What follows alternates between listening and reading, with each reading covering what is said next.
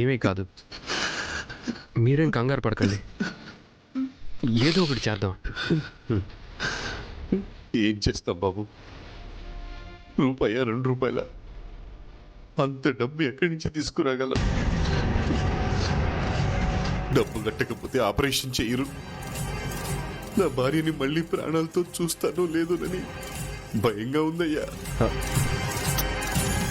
మీరిలా బాధపడాల్సిన అవసరం లేదు, ఏదో ఒకటి చేస్తాం. ఆపరేషన్ అయితే జరుగుతుంది, మీరు భయపడకండి.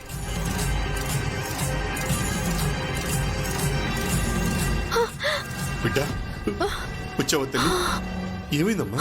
నాన్న ఇదిగో డబ్బులు తెచ్చాను. అమ్మకి ఇంకేం భయం లేదు. ఆపరేషన్ కి డబ్బులు కట్టేద్దాం. ఇంత డబ్బు ఎక్కడి తల్లి? అవసరానికి ఒక వ్యక్తిని అడిగాను నాన్న, పెద్ద మనసుతో వాళ్ళు ఇచ్చారు. ఎవరు చామ్? ఎవరిస్తే ఏంటి, అదంతా తర్వాత మాట్లాడదాం. ముందు ఆపరేషన్ కి డబ్బులు కట్టాలి కదా. నాన్న ముందు వెళ్ళి డబ్బులు కట్టుపో. నువ్వు కూడా రాయ్యా, ఈ డబ్బులు కట్టడాలి ఇవన్నీ నాకేం తెలుసు. సరే పదండి అంకుల్.